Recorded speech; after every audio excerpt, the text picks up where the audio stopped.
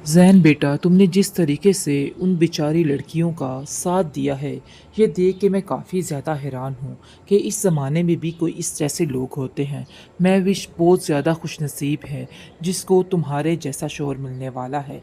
मैं इस बात के लिए काफ़ी ज़्यादा खुश हूँ। जिस पर ज़ैन खामोश हो जाता है और कहता है कि मैं इंसानियत की खातिर ये सब कुछ कर रहा हूँ, इसलिए कोई भी परेशानी वाली बात नहीं। अगर कोई भी होता उनकी जगह तो मैं यही करता। जिस पर वो उसको कहता है कि बेटा, मैं तुम्हारी बात को समझ सकता हूँ। तुम्हें किसी बात को लेके परेशान होने की ज़रूरत नहीं है। मुझे भी ये लोग तरह-तरह की बातें कर रहे हैं और बुरा-भला कह रहे हैं, लेकिन हमें इनकी बातों पर बिल्कुल भी ध्यान नहीं देना चाहिए।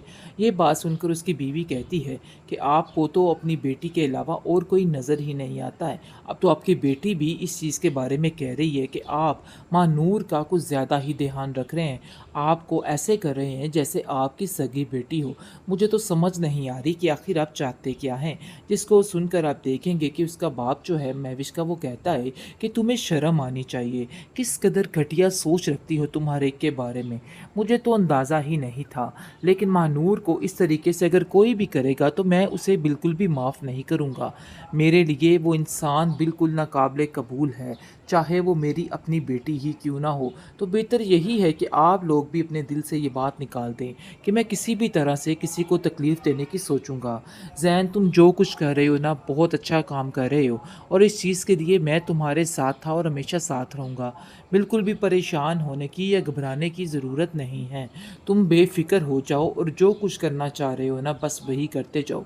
तुम्हें किसी भी तरह से परेशान होने की, टेंशन लेने की ज़रूरत नहीं है। ज़ैन कहता है कि आप फ़िक्र मत कीजिए, आहिस्ता-आहिस्ता सब ठीक हो जाएगा। मुझे इस चीज़ का पूरा यकीन है। लेकिन महविश ठीक होने वालों में से नहीं, ये बात तो बिल्कुल तय है। तो मुझे समझ जाती ना, तो ये बात मुझसे कभी भी ना करती। लेकिन इसका मतलब है कि तुमने अभी तक मुझे नहीं समझा, मुझे अंडरस्टैंड नहीं किया, जिसकी वजह से तुम्हारे दिल में मेरे लिए इतने गिले हैं।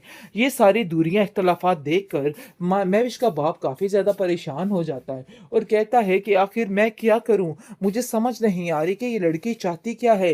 क्यों हाथ धो के पीछे पड़ चुकी है अपनी ज़िंदगी के। देखो ज़ैन, जैसे लड़के नहीं मिलते हैं, तुम्हें ये बात को समझना होगा, लेकिन शायद तुम्हें मेरी किसी बात की कोई समझ ही नहीं आती और तुम्हें ऐसा लगता है कि जैसे मैं झूठ बोल रहा हूँ और तुम्हें अब इन बातों को समझना होगा। ये सारी बातें तुम्हारे लिए बहुत ज़्यादा मसला क्रिएट कर सकती हैं। इन बातों को समझने की कोशिश करो। मेहरल जी, आप देखेंगे कि बहुत ज़्यादा परेशान हो चुकी है खुद ये औरत, उसको समझ नहीं आ रही और उसकी माँ कहती है कि देख लो, मैंने तुम्हें कहा था ना कि ज़्यादा छलांगे लगाने की ज़रूरत नहीं है। अगर ज़्यादा बढ़ चढ़ कर आगे बढ़ोगी ना तो मसले यूं ही ख़राब होंगे। तो बेहतर यही है कि तुम अब जो कुछ मैं कह रही हूँ वो करो। जैन के दिल से इस तरह उतरोगी तो बेड़ा गर्क हो जाएगा, क्योंकि तुम जैसी लड़की को जैन के अलावा और कोई रख भी नहीं सकता।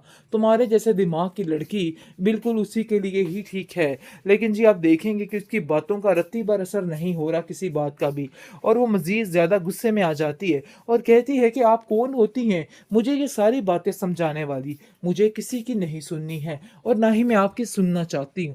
तो बेहतर यही है कि आप मेरे मामलात से दूर ही रहिए, और अगर मेरे मामलात में आने की कोशिश की तो मैं आपका घर भी नहीं बसने दूंगी। ये बात तो बिल्कुल तय है। लेकिन जी, आप देखेंगे कि वो कहती है कि तुम कौन होती हो मेरा घर उजाड़ने वाली? मुझे तुम्हारी इन धमकियों से कोई फ़र्क नहीं पड़ता। तुम चाहे जो मर्ज़ी करती फिरो, मैं इन सब चीज़ों से बिल्कुल बागी हूँ। मतलब ये है कि मुझे तुम्हारी इन फ़ज़ूल बातों से कोई भी लेना-देना नहीं है, चाहे जो मर्ज़ी हो जाए। मानूर से किसी किस्म की ज़्यादती मैं बिल्कुल भी बर्दाश्त नहीं करूँगा। ये बात आप लोग कान खोल के सुन लो। अगर कोई ऐसा मामला हुआ तो मैं ये नहीं देखूँगा कि मेरी बेटी कौन है या मेरा बेटा कौन है। तो इस पर आप देखेंगे कि बहुत ज़्यादा महविश गुस्से में आ जाती है और कहती है कि मुझे तो समझ नहीं आ रही कि जहाँ जाती हूँ सिर्फ़ और सिर्फ़ मानूर का किस्सा ही क्यों छेड़ा जा रहा है। हर तरफ मानूर की ही बात हो रही है।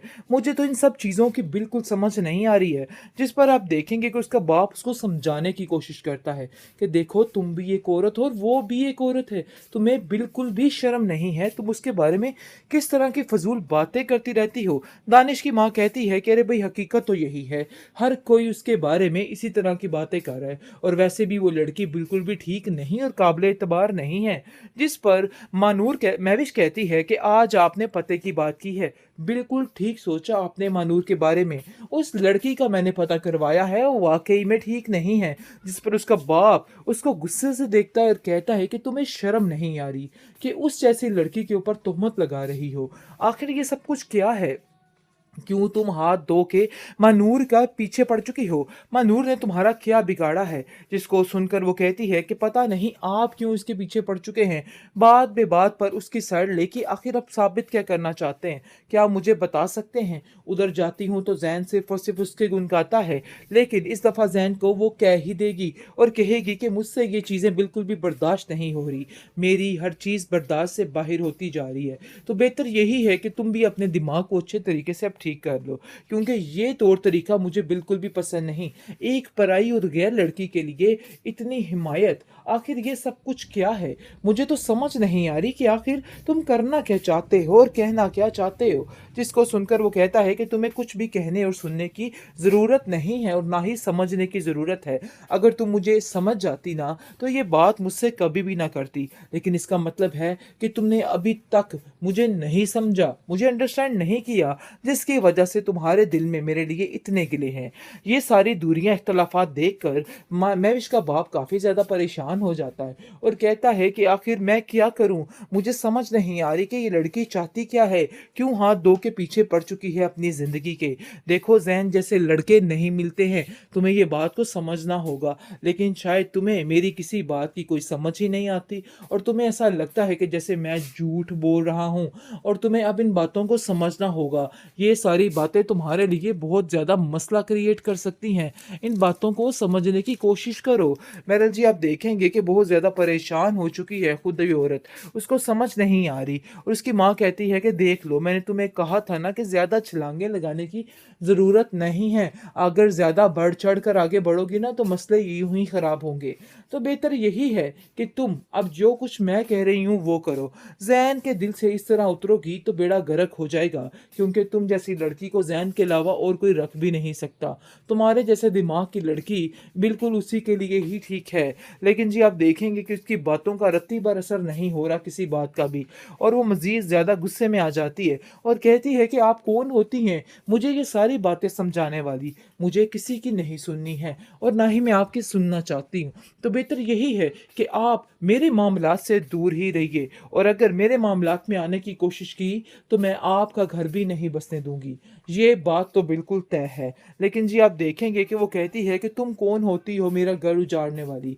मुझे तुम्हारी इन धमकियों से कोई फ़र्क नहीं पड़ता। तुम चाहे जो मर्ज़ी करती फिरो, मैं इन सब चीज़ों से बिल्कुल बागी हूँ। मतलब ये है कि मुझे तुम्हारी इन फ़ज़ूल बातों से कोई भी लेना देना नहीं है, चाहे जो मर्ज़ी हो जाए।